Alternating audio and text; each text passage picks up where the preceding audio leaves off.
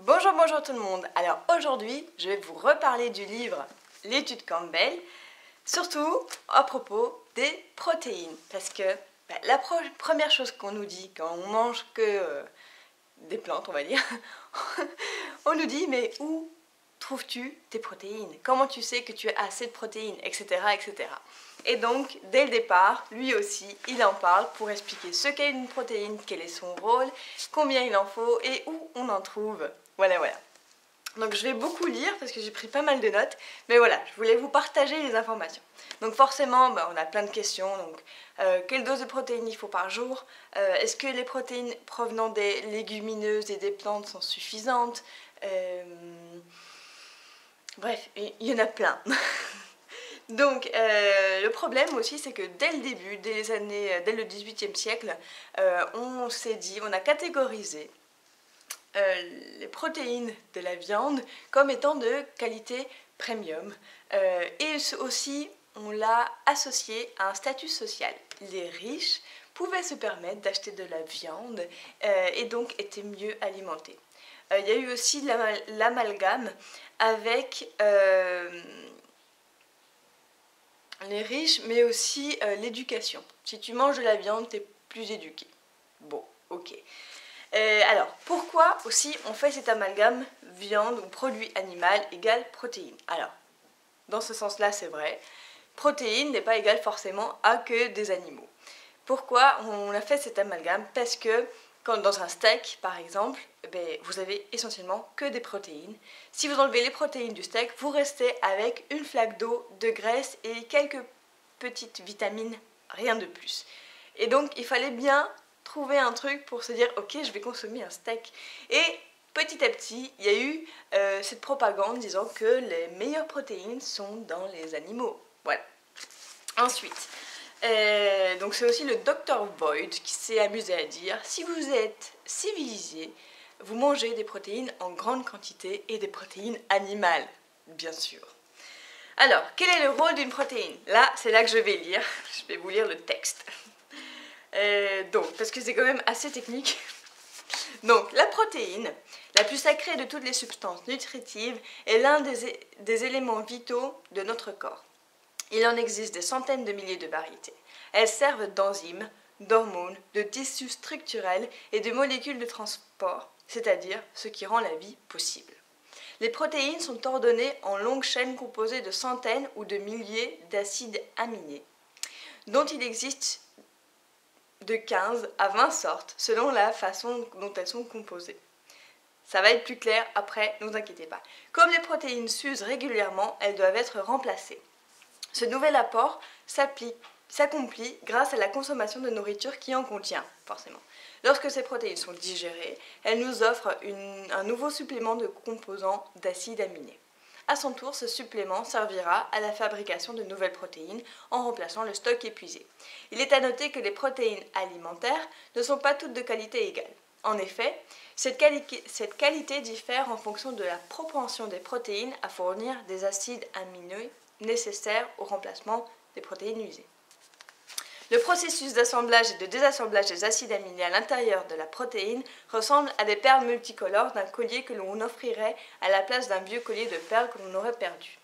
Cependant, les perles de nouveaux bijoux n'étant pas de l'ordre de celui perdu, nous cassons de nouveau pour réenfiler les perles avec la même combinaison de couleurs. S'il nous manque des perles bleues par exemple, la fabrication de notre collier sera ralentie ou interrompue en attendant qu'on ait des perles bleues, ok? Alors, tadam! Environ 8 acides aminés, perles de couleur, sont nécessaires à la fabrication de nos tissus protéiniques. C'est ce qu'on appelle les acides aminés essentiels. On ne les fabrique pas nous-mêmes, on les trouve dans la nourriture. Les protéines alimentaires haut de gamme sont tout simplement celles qui traversent notre système digestif, qui procurent de bonnes sortes et de bonnes quantités d'acides aminés indispensables à la synthèse efficace de nos nouveaux tissus protéiniques. Ok. Bon, devinez quelle nourriture nous donnerait exactement ce qu'il faut. De la chair humaine. Bon, on ne mange pas de semblade, alors on a été chercher un peu similaire, on a pris des animaux. Alors, c'est là qu'on va parler de qualité par rapport à efficacité. Donc, Oui, si on analyse, de la viande nous donne, est plus facile pour notre corps à récupérer directement les acides aminés essentiels. C'est plus facile, c'est plus rapide. Donc on se régénère plus rapidement avec de la viande animale. Mais, donc c'est efficace, mais c'est nuisible pour nous parce que les graisses dans la viande nous donnent du cholestérol, mais surtout parce que la façon dont on casse cette protéine il y aura toujours des petits résidus, comme je disais, et ces résidus vont servir d'aliment pour toutes les substances cancérogènes que nous ingérons ou que nous respirons ou que nous mettons sur notre peau. Parce que ça, on ne peut pas les éviter, on en aura tout le temps. Et donc, quand notre corps travaille les protéines animales, donc il peut vite se régénérer, etc. Mais il va aussi directement s'amuser à faire engrais pour les cellules cancérogènes. Voilà, voilà.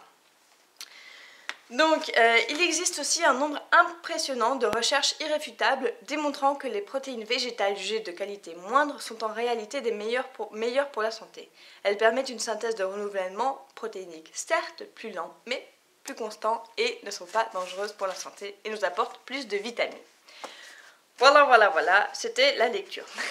Donc, notre corps est capable de soutirer les acides aminés essentiels d'une sorte de protéine végétale. Il n'y a pas besoin de s'amuser à composer, j'ai besoin d'autant de quinoa, d'autant de pois chiches, etc., etc. Si on mange que du quinoa, il va pouvoir récupérer ce dont il a besoin. Combien de protéines avons-nous, de grammes de protéines avons-nous besoin? Forcément, ça va varier en fonction de votre poids, de votre taille, etc. Alors, ça se situe entre 40 à 70 grammes, pas plus. Et quand on regarde, en général, on est entre 100 et 200. Tout va bien. Après, il va nous parler aussi de l'origine de sa carrière et surtout de l'origine, de son intérêt de l'alimentation face au cancer. Donc, il avait une mission près des pays en voie de développement. Il avait appris qu'il y avait beaucoup de cancers du foie en Philippines. Donc, il voulait savoir pourquoi, qu'est-ce qui se passait. Et il se disait, c'est sûrement parce qu'il leur manque des protéines. Et petit à petit, c'est là qu'ils se sont rendus compte que en fait, les gens consommaient beaucoup de cacahuètes là-bas. Et il y avait une entreprise qui n'était pas très hygiénique, qui en fait vendait les belles cacahuètes en vrac comme ça, et celles qui étaient pourries et qui étaient intoxiquées, enfin qui étaient contaminées par l'aflatoxine, un truc cancérogène, ils les broyaient pour faire un beurre de cacahuètes. Et ils ont découvert que donc, tous les enfants qui avaient des cancers du foie, qui avaient déjà un cancer du foie à 4 ans, à 2 ans, en fait, c'est donc ceux qui avaient mangé des beurres de cacahuètes, mais c'était uniquement ceux qui provenaient de familles riches qui consommaient de la viande en grande quantité. Et donc là, c'était la preuve qu'il fallait pour dire, ok, c'est pas le manque de protéines, non. Donc l'aflatoxine, ça a été découvert par le docteur Campbell. Donc ils savaient que c'était cancérogène et ils étaient à forte dose dans ce beurre de cacahuète, donc ils ont fermé l'usine, machin, et voilà. Mais du coup après il a fait le parallèle avec des recherches en Inde où il y avait, je lis, 100% des rats qui étaient à 20% de protéines. Tous les rats avaient été contaminés à l'aflatoxine, pour voir. Contamination est similaire en proportion à ce qu'avaient vécu les enfants aux Philippines. Donc, il y a 100% des rats qui étaient nourris avec 20% de protéines. Donc, c'est plus ou moins ce qu'on consomme, ce qu'une personne consomme moyennement, donc protéines animales. Et d'autres, et donc il y avait un autre groupe de rats qui était à 5% de protéines. Et bien, le rapport a été magnifique. Donc, ils étaient aussi contaminés à l'aflatoxine, même pourcentage, etc. 100% des rats qui étaient à 20% de protéines animales ont contracté le cancer du foie. 0% des rats qui étaient à 5% de protéines animales n'ont rien contracté. Donc voilà. Enfin, ont contracté le... Voilà. Que dire de plus? Donc voilà, c'est tout.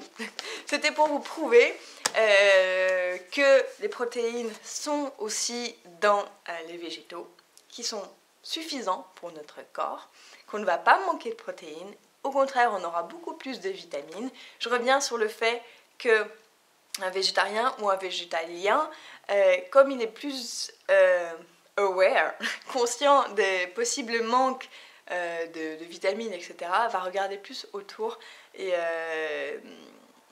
sera presque mieux, enfin il sera beaucoup mieux, comment dire, il aura beaucoup plus de vitamines, beaucoup plus de minéraux, beaucoup plus de fer, beaucoup plus de qu'une personne qui mange de tout et qui ne regarde pas ce genre de choses, qui en général ne mange pas beaucoup de légumes, pas assez de légumes pour avoir assez de vitamines. Bref, voilà. J'espère que vous avez aimé. N'hésitez pas à trouver ce livre et lisez-le. Je vais vous faire d'autres vidéos, une sûrement sur le cancer et une aussi sur les maladies cardiaques. Je vais voir, je pense vous faire aussi sur le cholestérol. Voilà. J'espère que vous avez aimé. N'hésitez pas à vous abonner si vous voulez plus de vidéos de ce genre et je vous dis à la prochaine. Ciao.